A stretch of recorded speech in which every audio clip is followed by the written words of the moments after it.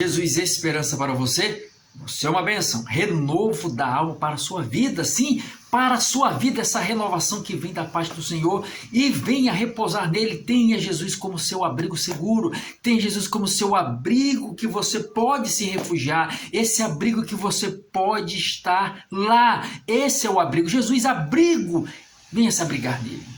Aquele que se abriga em Jesus, se esconde em Jesus, se encontra protegido, se encontra fortalecido na caminhada. Por isso o salmista ele expressa com toda a convicção no Salmo 91, verso 1: o que habita no esconderijo do Altíssimo, a sombra do Onipotente descansará. Faça do Senhor o seu abrigo, o seu local, o seu lugar de segurança e de refúgio. Leia as Sagradas Escrituras, venha implementar e implantar na sua mente e no seu coração a vontade do Senhor.